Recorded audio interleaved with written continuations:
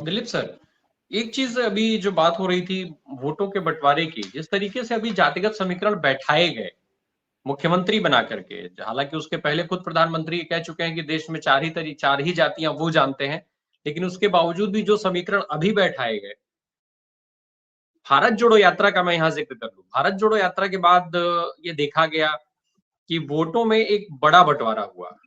कहीं ना कहीं एक जो लोग पहले क्षेत्रीय दलों के साथ बहुत ज्यादा जुड़े हुए थे, खास करके जैसे अगर हम हिंदी पट्टी की बात करें तो यादव वोटर्स की बात कर लें, मुस्लिम वोटर्स की बात कर लें, तो इसमें एक बंटवारा देखा गया कि ये जो है वो क्षेत्रीय दलों का साथ छोड़ करके कांग्रेस की तरफ इनका झुकाव बढ़ गया। अब ये जो स्थितियां बन रही हैं, क्या ये जिस तरीके से अभी जो बात अभी चाहे वो जेडीएस को लेकर के हो रही हो, बीआरएस को लेकर के हो रही हो, तो क्या ये जो वोटों का बंटवारा है, जिस तरीके से लोग कांग्रेस के साथ जुड़े थे, वो विश्वास अभी भी इस रिजल्ट के बाद रह जाएगा? दूसरा, जो क्षेत्रीय दलों के साथ लोगों का दुराव है, वो इन परिणामों के बाद और ज्यादा बढ़ेगा या फिर से क्षेत्रीय दलों की तरफ लोगों का आकर्षण होगा? जहां कांग्रेस नहीं है वहां तो क्षेत्रीय दल ही है, और वो क्षेत्रीय दल गौतम जी ने बहुत ग्राउंड रियलिटी पे रह के बात की, वो बात सही है। जहां कांग्रेस चित्र में ही नहीं है वहां वो अपनी बात कर रही है, लेकिन नेशनल लेवल पे कांग्रेस को आपको काउंट करना होगा। ये कास्ट इक्वेशन की आपने जो बात की ना, वो बहुत इंटरेस्टिंग है और मुझे लगता है उस तरह से भी हमें देखना चाहिए।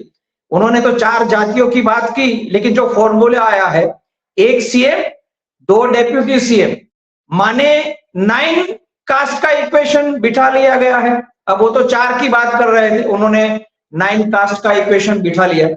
ये बात इंडिया गठबंधन के सभी लोगों को समझनी होगी। और वोटों के बंटवारों की आपने जो बात की, इसीलिए वो कहा जा रहा है कि आप एक बार डिसाइड कर लीजिए कि किसके हिस्से में कितनी सीट जाने वाली है, क्योंकि आपको सीट के हिसाब से इलेक्शन लड़ना है। आप 2 तरह से इलेक्शन लड़े, एक तो ऊपर से टॉप लेवल से जो अपने इश्यूज आते हैं, लीडरशिप आती है, अपनी विचारधारा आती है, लेकिन इनसे इलेक्शन नहीं जीता जाता। इलेक्शन हर सीट पे लड़ा जाता है और बीजेपी हर सीट का गणित अलग से बिठाती है। वो शायद बाकी के लोग इतना समझ नहीं पाए, थोड़ा बहुत होता है, सभी पार्टियां एक अपना लिस्ट लेकर बैठती कि हर सीट पे क्या होगा, लेकिन बीजेपी जिस तरह से सोचती है वो अभी तक विपक्षी दल नहीं सोच पाया। जमाना इस तरह से बदल गया है कि इलेक्शन जीतना ये अपने आप में एक आर्ट और साइंस हो गया है। सरकार कैसी चलाते हो और आपने एज ए ऑपोजिशन क्या कैसे काम किया, आपका परफॉर्मेंस कैसा रहा, इसका कोई मायने नहीं रहा है। एज ए पार्टी आप सत्ता में है, आपका परफॉर्मेंस कैसे रहा उसका कोई मतलब नहीं रहा। आप ऑपोजिशन में थे, आपने कितना अच्छा अपोज किया, कैसे इश्यू उठाए, उस परफॉर्मेंस का कोई मायने नहीं रहा। आपने इलेक्शन जीतने के लिए कैसे प्लानिंग किया वो मायने हो गया। वो भी कर रहे हैं, अभी विपक्ष के लोग वो समझ रहे हैं, लेकिन एक थोड़ी सी चूक हो रही है जो गौतम जी ने कहा, मैं थोड़ा सा उनको अलग शब्द में कह रहा हूं। जरूरत है ममता जी को यह कहने के लिए कि हमारा जो एस्पिरेशन है बंगाल का वो मैं पूरा करूंगी, हम देश को लीड करेंगे, ताकि हम आपका वोट कहीं नहीं जाना चाहिए, हमें मिलना चाहिए।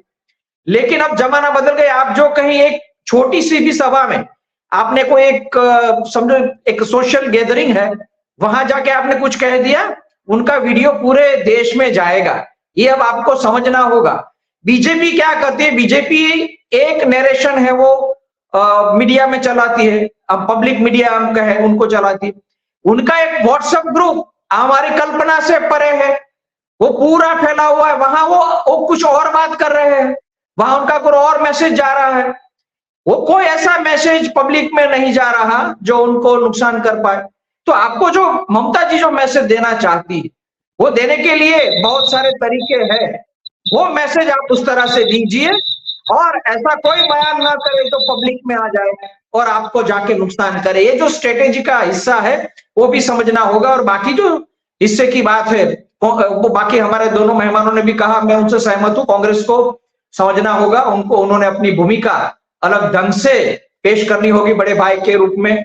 और मुझे लगता है वो अपने आप हो गया है, 3 राज्यों में उनका हो गया तो बार्गेनिंग पावर कम हो गया, तो लेकिन उस तरह से नहीं देखना चाहिए। अगर उनका अच्छा परफॉर्मेंस हुआ होता तीनों राज्यों में, फिर भी कांग्रेस को यही कहने की जरूरत थी कि हम सबको साथ में लेके चलने वाले है। तो ममता बनर्जी जो कह रही है वो अखिलेश यादव को यूपी में भी कहनी होगी।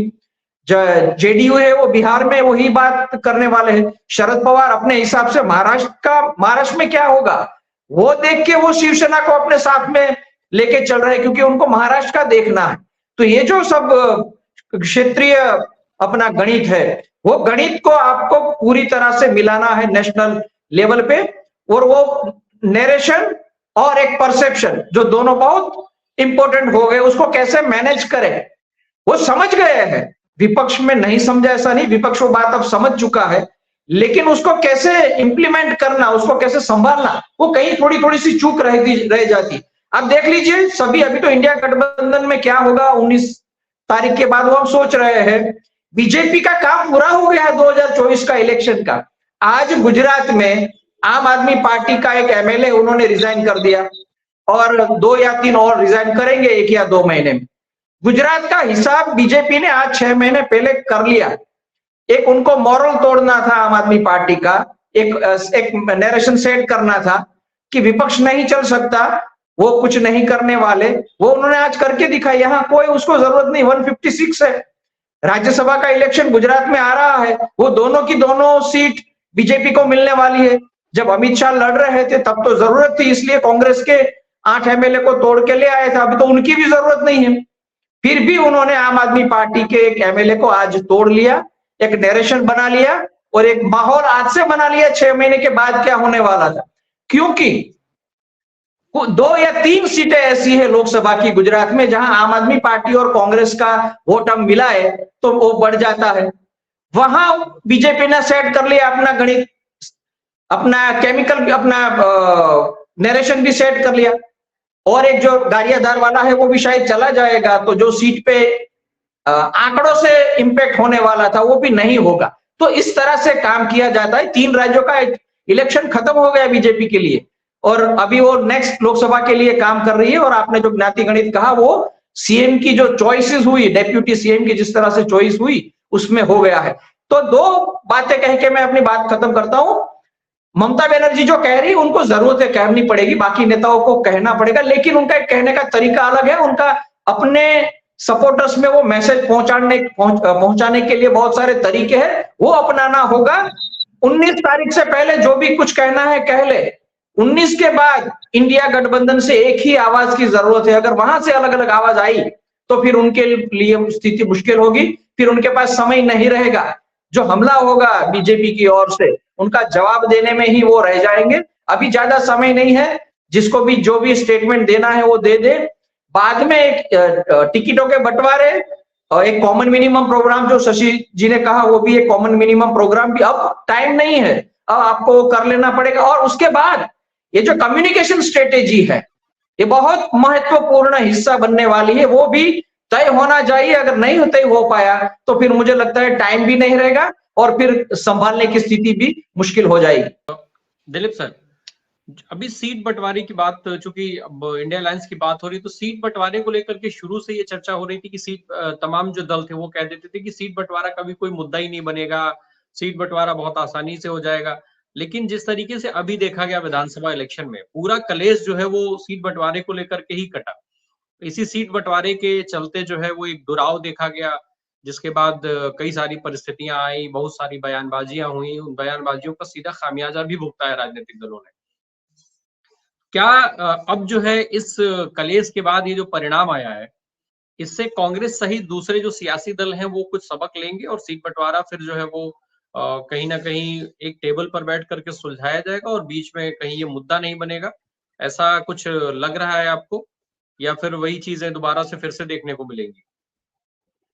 आशा करते हैं कि नई जो परिस्थितियां खड़ी हुई है उसको ध्यान में रख के अब बार्गेनिंग हो, क्योंकि कुछ जगह होगा, सब जगह नहीं होगा, कुछ जगह तो अपने आप हो जाएगा इजीली। लेकिन मैं गुजरात में बैठा हूं तो गुजरात के संदर्भ में बात करूं, आम आदमी पार्टी के साथ अगर वो इंडिया गठबंधन में पूरी तरह से आते हैं तो उनको दिल्ली, पंजाब, गुजरात, कम से कम 3 राज्यों में कांग्रेस के साथ बैठना होगा। बाकी राज्यों छोड़ दो, गोवा में भी शायद कोशिश करेंगे, लेकिन गोवा में उनको तवज्जो नहीं मिलेगी, लेकिन 3 राज्य में तो मिलेंगे। तो कोशिश ये होगी, आप गुजरात में छोड़ दीजिए, दिल्ली में ले लीजिए, तो दिल्ली छोड़ लीजिए, पंजाब में दे दीजिए, वो जो होने वाला है वो शायद उसका सॉल्यूशन आ जाएगा। लेकिन वो जो प्रोसेस होगी उसमें जो स्टेटमेंट्स होंगे, उसके बाद जो डायरेक्शन बनेगा वो नुकसान करेगा। आज जो हुआ गुजरात में और जो 1-2 महीने में होने वाला है, वो 1 और 2 एमएलए आम आदमी पार्टी के चले जाएंगे। उनका मतलब ये है, आम आदमी पार्टी भी अब ये नहीं कह पाएंगी कि आपको हमको तो 3 या 4 या तो 6 सीटें देनी होंगी।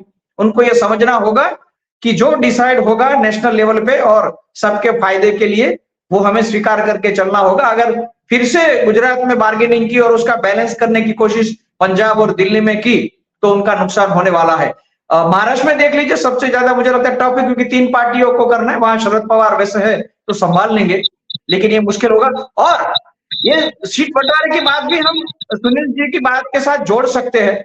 और मैं चाहता हूं आज जो थोड़ा सा पश्चिम बंगाल के संदर्भों में सुनील जी ने जो कहा, वो थोड़ा सा क्लिप निकाल के इन लोगों को देना चाहे और सुनेंगे। वो सिचुएशन है लेफ्ट के साथ या तो कांग्रेस के साथ बैठने में, या उनके वो साथ जा रहे हैं, इनमें ममता बनर्जी को प्रॉब्लम है क्योंकि उनके खिलाफ लड़के वो आई है। कांग्रेस में तो कुछ उनके साथ आ गए, लेकिन हम जानते हैं लेफ्ट में बहुत सारे ऐसे लोग थे जो आज भी नहीं जाना चाहते ममता जी के साथ, इसलिए वहां जो भी कुछ मिला है बीजेपी को, वो लेफ्ट वाला वोट उनको मिला है। ये जो रियलिटी है, वो रियलिटी समझनी चाहिए। शायद समझ तो गए, सुनील जी ने जो कहा उस संदर्भ में वो समझ तो गए हैं, लेकिन उसका काउंटर कैसे करोगे? समझने के बाद आपकी स्ट्रेटेजी कैसे आप डिसाइड करोगे? और ये भी याद रखना है, स्ट्रेटेजी डिसाइड करने के बाद वो स्ट्रेटेजी इंप्लीमेंट करने के लिए जो फ्रेंडली कॉन्टेस्ट की बात की, फ्रेंडली कॉन्टेस्ट होता है हमारे भारत के इलेक्शन में, होता आ रहा है आज तक, वो फ्रेंडली कॉन्टेस्ट करना होगा, लेकिन उनके लिए भी स्ट्रेटेजी चाहिए, उनके लिए कम्युनिकेशन बनाना पड़ेगा, एक नरेशन बनाना पड़ेगा, और रिसोर्सेज की जरूरत पड़ती है। आपको इंडिपेंडेंट खड़े करने होते हैं। ये 3 इलेक्शन में अगर सूक्ष्म रूप से हम देखेंगे, बहुत जगह वो भी कोशिश किया जाता है और बीजेपी हमेशा करती है, हर जगह उनका 1 या 2 इंडिपेंडेंट खड़ा रहता ही है। वो प्री डिसाइडेड होता है कहाँ कितने इंडिपेंडेंट आ जाएंगे, 5 या 6 रखो आप, वो 500 वोट ले जाएंगे, लेकिन वो कुल मिला के 3000 वोट हो जाते हैं। इनके लिए स्ट्रेटेजी चाहिए, रिसोर्सेज चाहिए, ये सब भी है। शायद सुनील जी ने वो कहा, वो समझ तो गए होंगे, लेकिन समझने के बाद क्या करना है वो समझना होगा, और वो समझ में आएंगे तो शायद सीटों के बंटवारे के लिए जब बैठेंगे तो ये रियलिज्म अगर उनके सामने होगा, तो जो भी डिस्कशन करना है वो बंद कमरे में कर ले, वो बाहर ना आए और न स्टेटमेंट आए, और जो भी डिसाइड हो एक फाइनल डिसीजन लोगों के सामने आए। इतना तो जरूर है, मुश्किल है, लेकिन हम ये भी कह सकते हैं कि जो भी कुछ रिजल्ट आए हैं 3 राज्यों में, और आज गुजरात में जो हो रहा है, और 1-2-3 महीने में और जो होगा, और बाकी जो राज्यों में भी ऐसे थोड़े कुछ, बिहार में भी शायद कुछ हो सकता है, वो जो भी हो उनसे एक रियलिज्म आए, उनको समझ के इस तरह से नेगोशिएशन हो कि जो प्रॉब्लम है वो प्रॉब्लम अपने आप एक सॉल्यूशन भी बन जाए। ऐसा हो सकता है, आशा करते हैं कि आगे क्या होता है इंडिया गठबंधन में, देखते हैं। एक तरफ मुद्दे खड़े हैं, दूसरी तरफ चूंकि चाहे दावा कोई भी कर ले, चाहे वो ममता बनर्जी हो, अखिलेश यादव हो, अरविंद केजरीवाल हो, स्टालिन हो, कोई भी दावा कर ले, लेकिन जब चुनाव होगा लोकसभा का फाइनली, तो उसमें भारतीय जनता पार्टी जो नैरेटिव सेट करेगी, वो अंतिम नैरेटिव हु वर्सेस हु वाला ही होगा, या फिर मुद्दों पर भी कहीं बात होगी। दिलीप सर, अंतिम स्टेटमेंट। जी, फॉर अ चेंज ऐसा कर सकते हैं इंडिया गठबंधन कि उनको राष्ट्रीय इलेक्शन के बजाय हर राज्यों में लड़ा जाए, कर सकते हैं। क्यों कुछ नया नहीं कर सकते? यही करो, नरेंद्र मोदी का ही चेहरा है, आप उनको भूल ही जाओ। हर राज्य में क्या होने वाला है, उनके क्या मुद्दे, उस पर आप उनको लड़ाई करो, तो नरेंद्र मोदी और बीजेपी भी को भी प्रॉब्लम होगा, उनको हर राज्य के लिए अलग स्ट्रेटेजी करनी पड़ेगी।